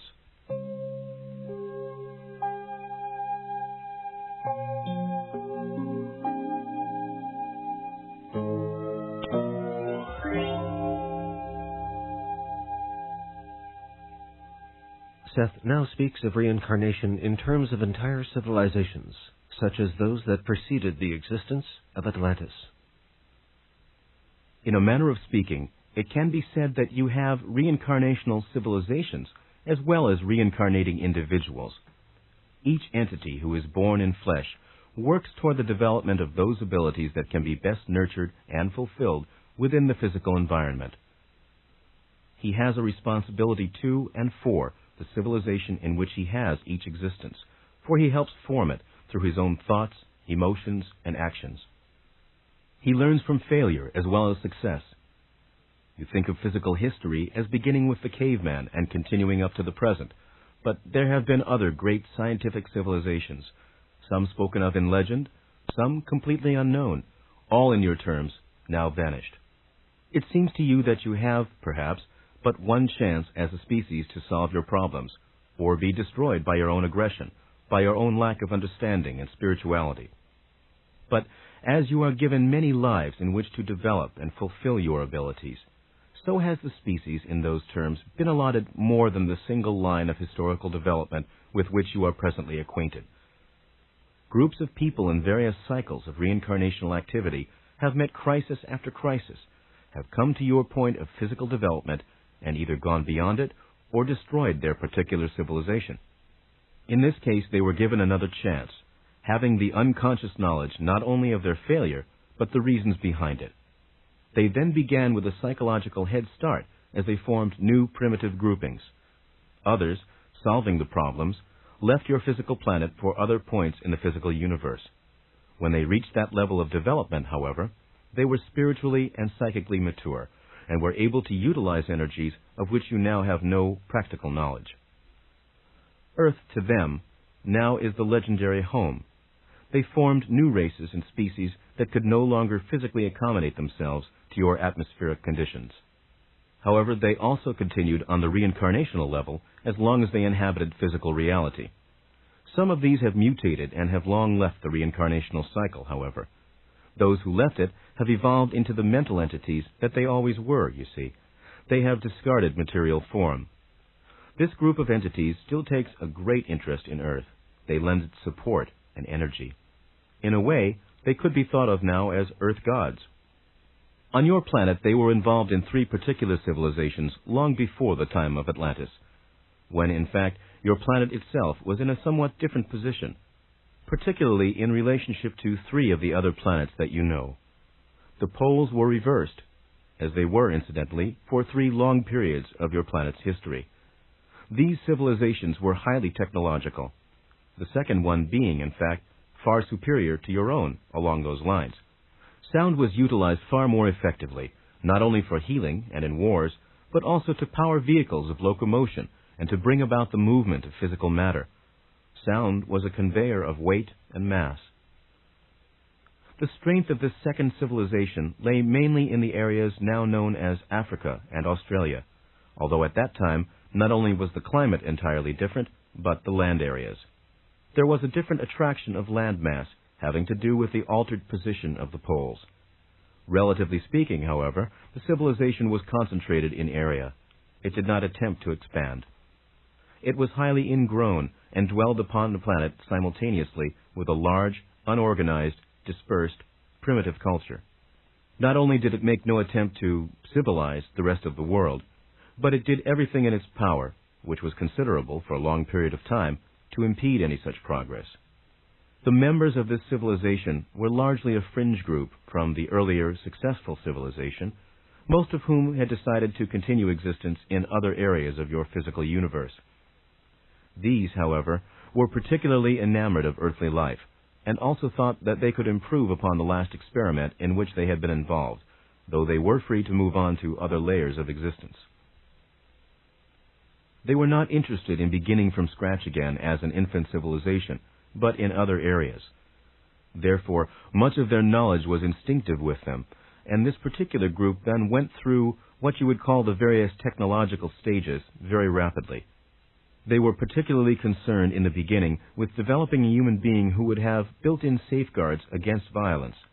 With them, the desire for peace was almost what you would call an instinct.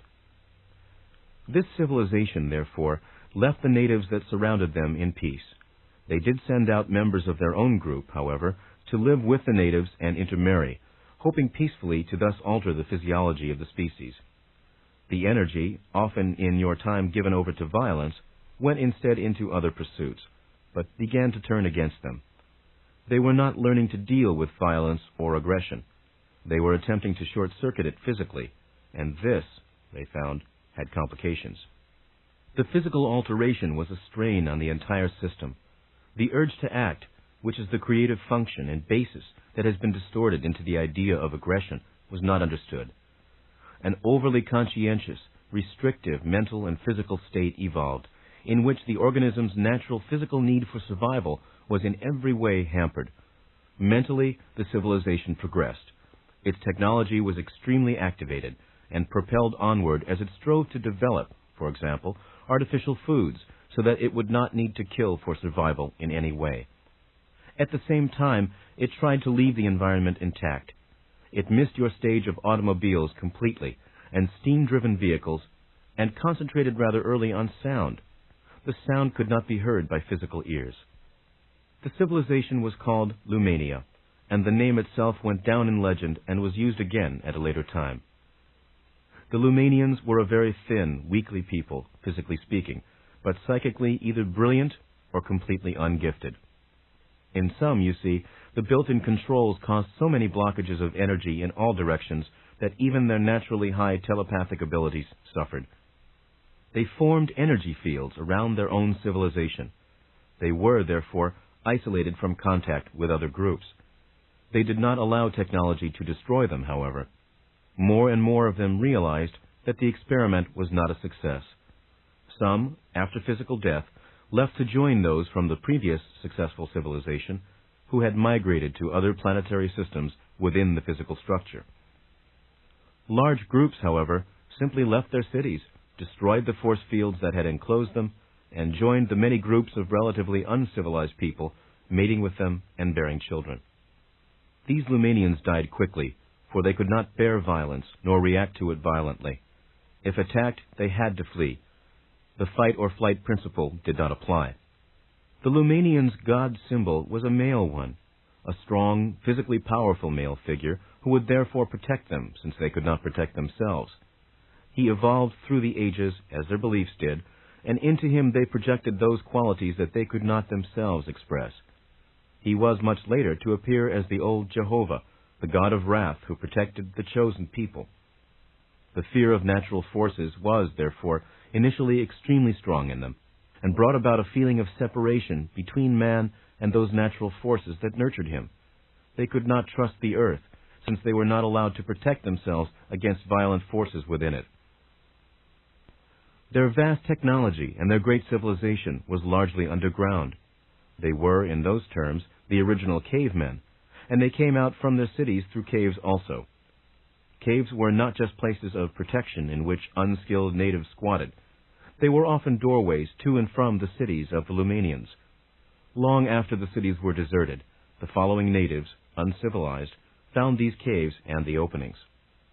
In the period that you now think of as the Stone Age, the men you think of as your ancestors, the cavemen, often found shelter not in rough, naturally formed caves, but in mechanically created channels that reached behind them, and in the deserted cities in which once the Lumanians dwelled.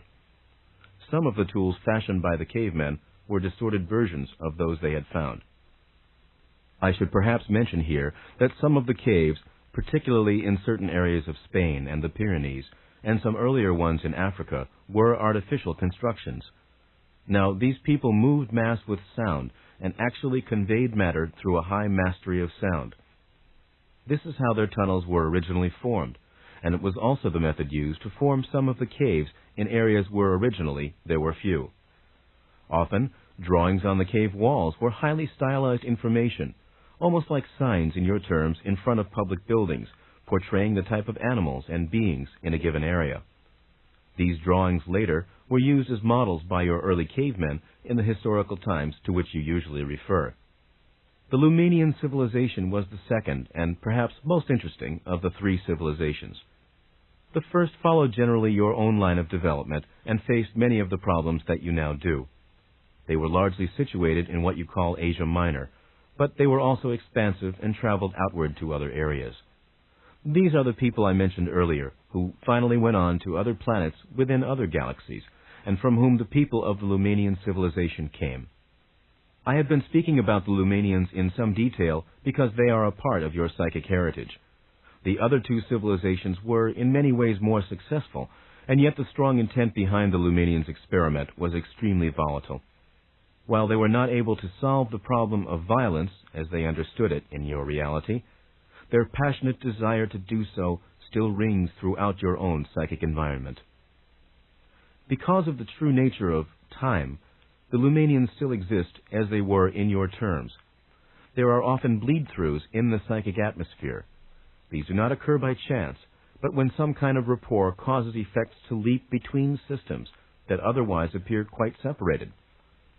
And so, there have been such bleed-throughs between your own civilization and the Lumanians. Various old religions picked up the idea of the Lumanians' fierce god figure, for example, in whom they managed to project their concepts of force, power, and violence. This god who had meant to protect them when non-violence would not allow them to protect themselves. There is a bleed-through now in the making, so to speak, in which the Lumanians' multidimensional concepts of art and communication will be glimpsed by our own people, but in a rudimentary form. As the various qualities of the Lumanians are still present in your psychic atmosphere, as their cities still coexist in land areas now called your own, so other probable identities coexist with the identities you now call your own. Now, Seth turns to the subject of the speakers. Christian dogma speaks of the ascension of Christ, implying, of course, a vertical ascent into the heavens, and the development of the soul is often discussed in terms of direction. To progress is supposedly to ascend, while the horror of religious punishment, hell, is seen at the bottom of all things. Development is therefore considered in a one-line direction only, in Christian terms, but development unfolds in all directions. The soul is not ascending a series of stairs, each one representing a new and higher point of development. Instead, the soul stands at the center of itself, exploring, extending its capacities in all directions at once, involved in issues of creativity, each one highly legitimate. For this reason, the nature of good and evil is a highly important point. We go back to our fundamentals. You create reality through your feelings, thoughts, and mental actions. You must understand that each mental act is a reality for which you are responsible. That is what you are in this particular system of reality for. As long as you believe in a devil, for example, you will create one that is real enough for you and for the others who continue to create him. Because of the energy he is given by others, he will have a certain consciousness of his own. But such a mock devil has no power or reality to those who do not believe in his existence, and who do not give him energy through their belief. He is, in other words, a superlative hallucination. Some very old religions understood the hallucinatory nature of the devil concept, But even in Egyptian times, the simpler and more distorted ideas became prevalent, particularly with the masses of people. In some ways, men in those times could not understand the concept of a god without the concept of a devil. There are no devils waiting to carry anyone off, unless you create them yourself, in which case the power resides in you and not in the mock devils. The crucifixion of Christ and the attendant drama made sense within your reality at the time. It arose into the world of physical actuality out of the inner reality from which your deepest intuitions and insights also spring.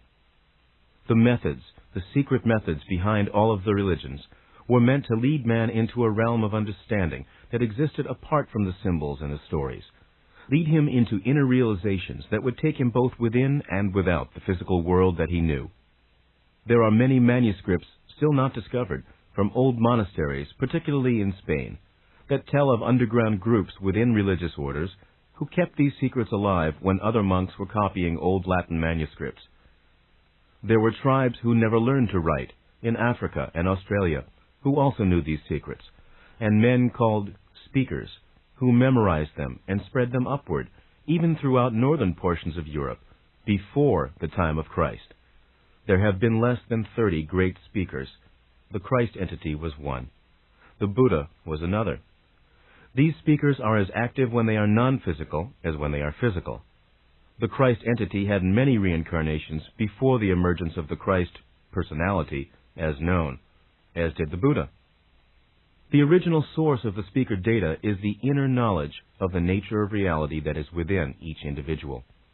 The speakers are to keep the information alive in physical terms, to see that men do not bury it within and dam it up, to bring the information to the attention of the conscious self. The Druids obtained some of their concepts from speakers. So did the Egyptians. The speakers predated the emergence of any religions that you know, and the religions of the speakers arose spontaneously in many scattered areas, then grew like wildfire from the heart of Africa and Australia. There was one separate group in an area where the Aztecs dwelled at a later date, though the land mass was somewhat different then, and some of the lower cave dwellings at times were underwater.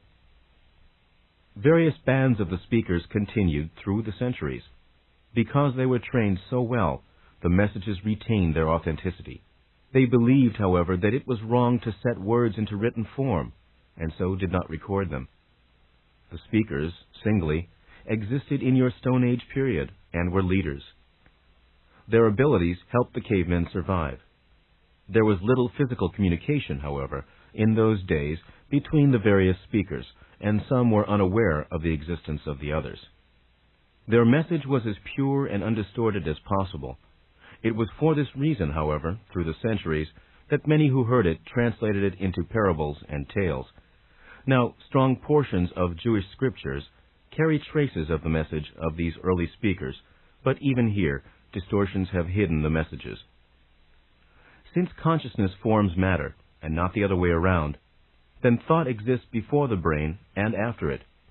A child can think coherently before he learns vocabulary, but he cannot impress the physical universe in its terms.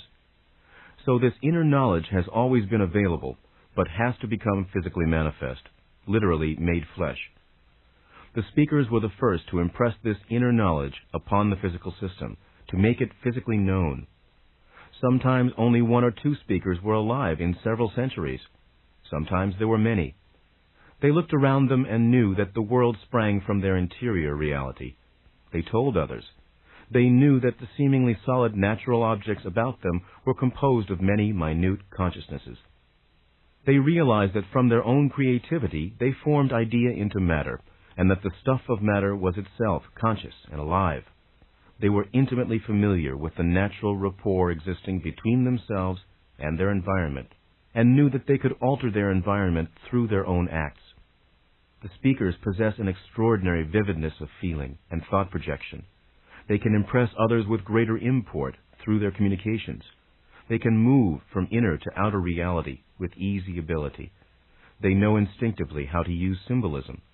They are highly creative on an unconscious level, constantly forming psychic frameworks beneath normal consciousness that can be used both by themselves and others in dream and trance states. They often appear to others in the dream condition, and they help dreamers in the manipulation of inner reality. They form images with which the dreamers can relate, images that can be used as bridges and then as gateways into kinds of consciousness more separated from your own.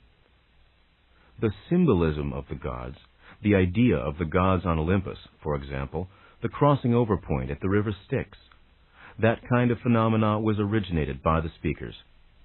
The speakers were not confined in their activities to waking consciousness. In all periods of your time, they went about their duties both in the waking and sleep state. Conventional images of the Christian God and the saints may be utilized by the speakers, with all of this highly vivid. The dreamer may find himself then in a magnificent harem, or instead in a brilliantly illuminated field or sky. Some speakers confine their abilities to the dream state, and, waking, are largely unconscious of their own abilities or experience. Now, it is meaningless to call such dreams or dream places hallucinations, for they are representations of definitive, objective realities that you cannot perceive as yet in their own guise. The Egyptian religion was largely based upon the work of the speakers, and great care was given to their training. The outward manifestations given to the masses of the people became so distorted, however, that the original unity of the religion finally decayed. Each individual in his dreams has access to the information possessed by the speakers. There are adjacent states of consciousness that occur within the sleep pattern that cannot be picked up by your EEGs, that is, your scientific tracings of brain waves, adjacent corridors through which your consciousness travels. Now, this happens in every night's sleep. Two areas of activity are involved, one very passive and one acutely active. In one state, this portion of consciousness is passive, receiving information. In the next stage, it is active, as it takes part through action. The concepts given it are then vividly perceived through participation and examples. This is the most protected area of sleep. The rejuvenating characteristics enter in here, and it is during this period that the speakers act as teachers and guides. Through the ages, the speakers have taught dreamers how to manipulate in these other environments. They have taught them how to bring back information that could be used for the good of the present personality. According to the intent, present purpose, and development, an individual may be aware of these travels to varying degrees. Some have excellent recall, for example, but often misinterpret their experience because of conscious ideas. It is very possible for one dreamer who is a speaker to go to the aid of another individual who is having some difficulties in an inner reality within the dream state. The idea of guardian angels, of course, is highly connected here. A good speaker is as effective within one reality as he is within the other, creating psychic frameworks within physical reality as well as within interior environments. Many artists, poets, and musicians are speakers, translating one world in terms of another, forming psychic structures that exist in both with great vitality, structures that may be perceived from more than one reality at a time. Most dreams are like animated postcards brought back from a journey that you have returned from and largely forgotten. The speakers help you in the formation of dreams, which are indeed multidimensional artistic productions of a kind.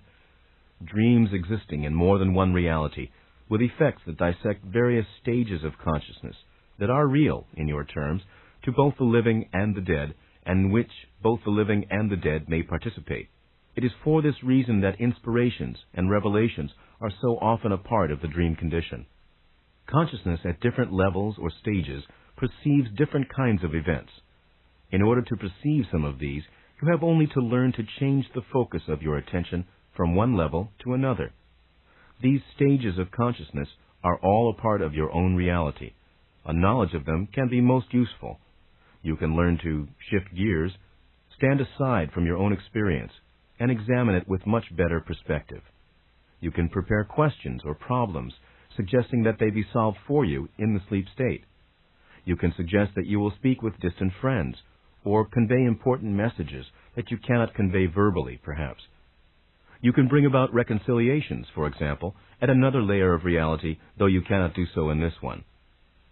You can direct the healing of your body, telling yourself that this will be accomplished by you at one of the other levels of sleep consciousness. You may ask for the aid of a speaker to give you any necessary psychological guidance that is needed to maintain health. if you have particular conscious goals, and if you are reasonably certain that they are beneficial ones, then you can suggest dreams in which they occur, for the dreams themselves will hasten their physical reality. Now, unconsciously, you do many of these things. You often go back in time, so to speak, and relive a particular event so that it has a different ending, or say things that you wish you had said. A knowledge of one state of consciousness can help you in other states. In a light trance, the meaning of dream symbols will be given if you ask for them. The symbols may then be used as methods of suggestion that will be tailored for you personally. If you discover, say, that a fountain in a dream represents refreshment, then when you are tired or depressed, think of a fountain. The production of dreams is as sophisticated an endeavor as is the production of the objective life of a given individual. It is simply living on different terms.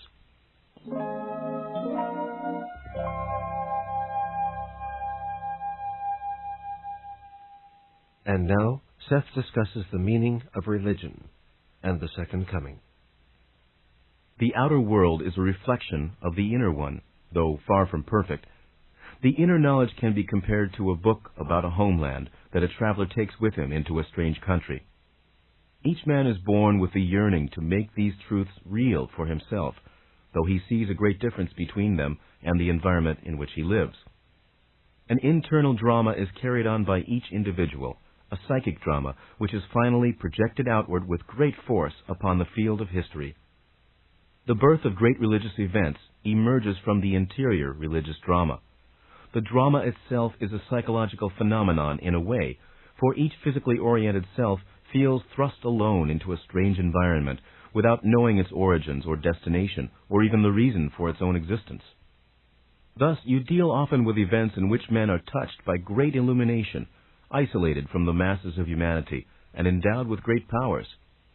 Periods of history that appear almost unnaturally brilliant in contrast with others. Prophets, geniuses, and kings shown in greater than human proportion. These people are chosen by others to manifest outwardly the interior truths that all intuitively know. There are many levels of significance here. On the one hand, such individuals receive their unearthly abilities and power from their fellows, contain it, exhibit it in the physical world for all to see. They play the part of the blessed inner self that actually cannot operate within physical reality uncloaked by flesh.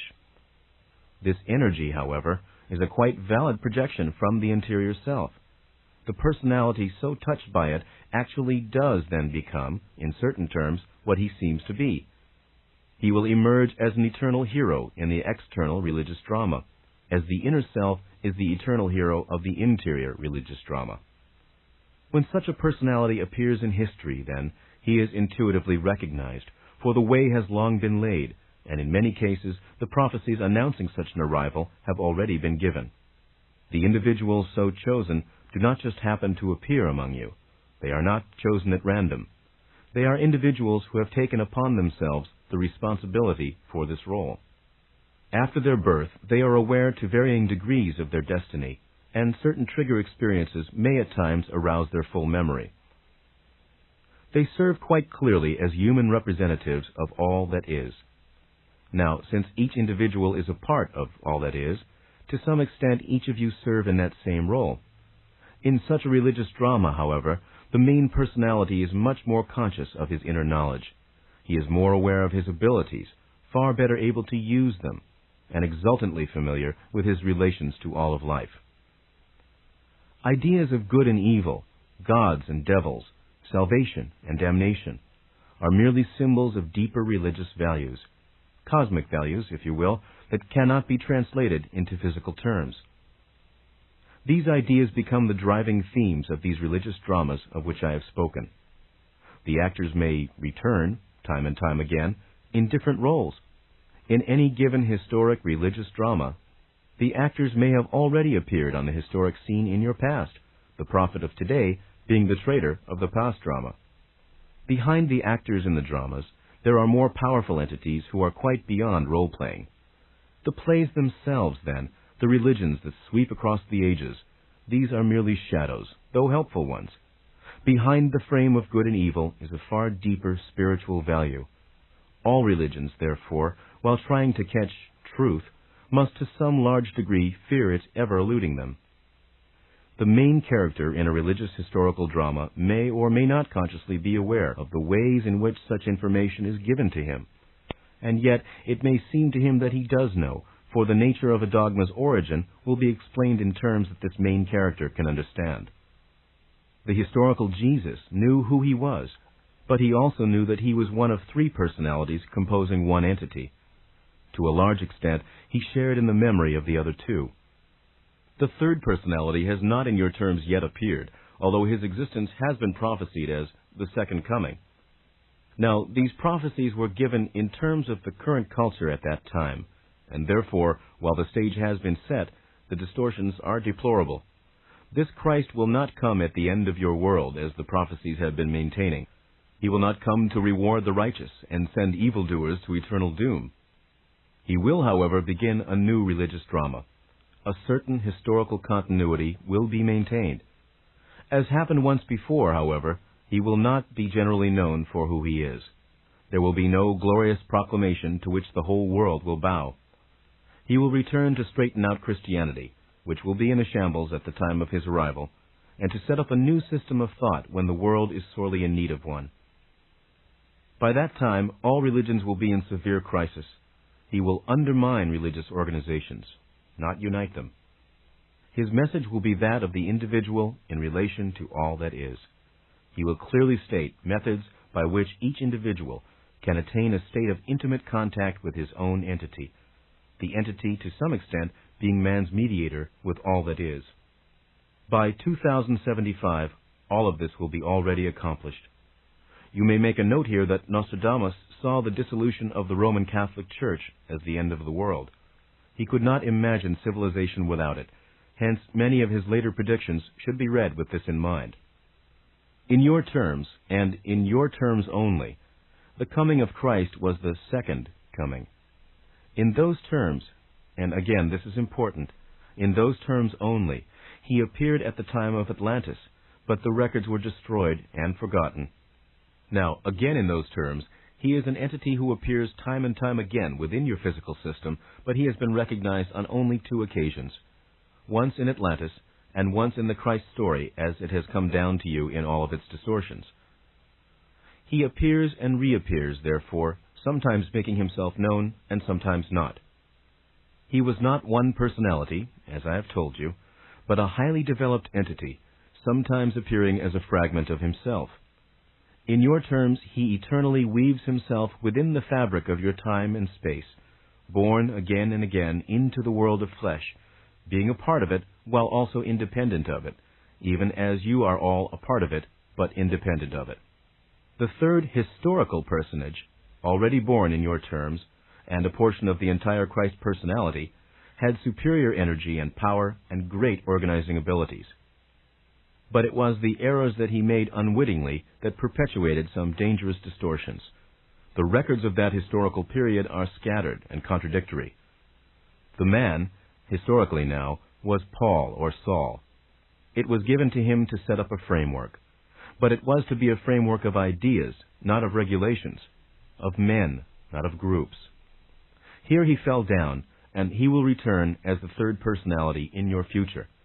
Paul tried to deny knowing who he was until his experience with conversion. Allegorically, he represented a warring faction of the self that fights against his own knowledge and is oriented in a highly physical manner. It seemed he went from one extreme to another, being against Christ and then for him. But the inner vehemence was always present, the inner fire, and the recognition that he tried for so long to hide. His was the portion that was to deal with physical reality and manipulation, and so these qualities were strong in him. To some extent, they overruled him. When the historical Christ died, Paul was to implement the spiritual ideas in physical terms, to carry on. In so doing, however, he grew the seeds of an organization that would smother the ideas. He lingered after Christ, just as John the Baptist came before. Together, the three spanned some time period, you see. John and the historical Christ each performed their roles and were satisfied that they had done so. Paul alone was left at the end unsatisfied, and so it is about his personality that the future Christ will form. the entity of which these personalities are part, that entity, which you may call the Christ entity, was aware of these issues. The earthly personalities were not aware of them, although in periods of trance and exaltation much was made known to them. Paul also represented the militant nature of man that had to be taken into consideration in line with man's development at the time. That militant quality in man will completely change in nature and be dispensed with as you know it when the next Christ personality emerges. It is therefore appropriate that Paul be present. In the next century, the inner nature of man, with these developments, will free itself from many constraints that have bound it. A new era will indeed begin, not a heaven on earth, but a far more sane and just world, in which man is far more aware of his relationship with his planet and of his freedom within time. The third personality of Christ will indeed be known as a great psychic, for it is he who will teach humanity to use those inner senses that alone make true spirituality possible. Slayers and victims will change roles as reincarnational memories rise to the surface of consciousness. Through the development of these abilities, the sacredness of all life will be intimately recognized and appreciated. An open-ended consciousness will feel its connections with all other living beings. The continuity of consciousness will become apparent. Man's experience will be so extended that to you the race will seem to have changed into another. This does not mean there will not be problems. It does mean that man will have far greater resources at his command. It also presupposes a richer and far more diverse social framework. Men and women will find themselves relating to their brethren, not only as the people that they are, but as the people that they were.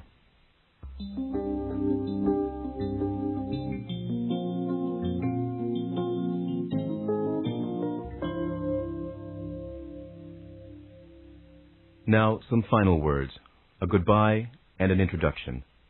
The soul knows itself and is not confused by terms or definitions. Through showing you the nature of my own reality, I hope to teach you the nature of your own.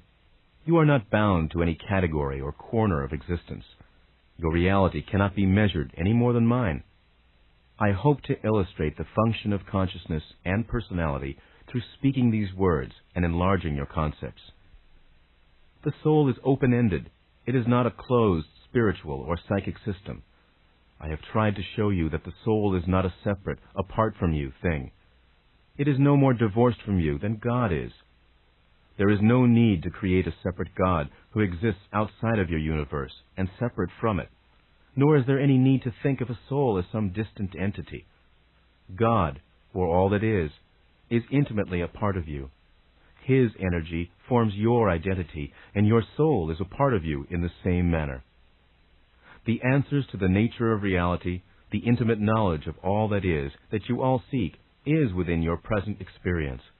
It will not be found outside of yourselves, but through an inner journey into yourself, and through the world you know. All of existence and consciousness is interwoven. Only when you think of the soul as something different, separate, and therefore closed, are you led to consider a separate God, a personality that seems to be apart from creation. You are not fated to dissolve into all that is. The aspects of your personality, as you presently understand them, will be retained. All that is the creator of individuality, not the means of its destruction. My own previous personalities are not dissolved into me any more than your past personalities. All are living and vital. All go their own way. Your future personalities are as real as your past ones. After a while, this will no longer concern you. Out of the reincarnational framework, there is no death as you think of it. Personality changes, whether it is within a body or outside of it, so you will change after death as you changed before it. In those terms, it is ridiculous to insist upon remaining as you are now after death. It is the same as a child saying, I am going to grow up, but I am never going to change the ideas that I have now. The multidimensional qualities of the psyche allow it to experience an endless realm of dimensions. Experience in one dimension in no way negates existence in another. You have been trying to squeeze the soul into tight concepts of the nature of existence, making it follow your limited beliefs. The door to the soul is open, and it leads to all the dimensions of experience. If you think, however, that the self as you know it is the end or summation of yourself, then you also imagine your soul to be a limited entity, bounded by its present ventures in one life alone, to be judged accordingly after death on the performance of a few paltry years. In many ways, this is a cozy concept, though to some it can be quite frightening with its connotations of eternal damnation. It is far too tidy an idea, however, to hint at the rich embellishments that are at the heart of divine creativity. The soul stands both within and without the fabric of physical life as you know it. You are not separated from the animals and the rest of existence by virtue of possessing an eternal inner consciousness. Such a consciousness is present within all living beings and in all forms. I titled this section, A Goodbye and an Introduction. The goodbye is my own, since I am now coming to a close. The introduction applies to each of you, for I hope that you will now be able to meet yourself face to face with a greater understanding of who and what you are. I would like, therefore, to introduce you to yourself. You will not find yourself by running from teacher to teacher, from book to book. You will not meet yourself through following any particular specialized method of meditation. Only by looking quietly within the self that you know can your own reality be experienced, with those connections that exist between the present or immediate self and the inner identity that is multidimensional. There must be a willingness, an acquiescence, a desire. If you do not take the time to examine your own subjective states, then you cannot complain if so many answers seem to elude you. You cannot throw the burden of proof upon another, or expect a man or teacher to prove to you the validity of your own existence. Such a procedure is bound to lead you into one subjective trap after another. As you listen to these words, the doorways within are open. You have only to experience the moment as you know it as fully as possible, as it exists physically within the room or outside in the streets of the city in which you live. Imagine the experience present in one moment of time over the globe. Then try to appreciate the subjective experience of your own that exists in the moment and yet escapes it, and this multiplied by each living individual. This exercise alone will open your perceptions, increase your awareness, and automatically expand your appreciation of your own nature. The you, who is capable of such expansion, must be a far more creative and multidimensional personality than you earlier imagined. Each of you should in one way or another sense his own vitality in a way quite new to him, and find avenues of expansion opening within himself of which he was earlier unaware. The very nature of these words, the method of their creation and delivery, in themselves should clearly point out the fact that human personality has far more abilities than those usually ascribed to it. By now you should understand that all personalities are not physically materialized. As this was conceived and written by a non-physical personality and then made physical, so do each of you have access to greater abilities and methods of communication than those usually accepted. I hope that in one way or another my words have served to give each of you an introduction to the inner, multidimensional identity that is your own. And that, my dear friend, is the end. And we are finished.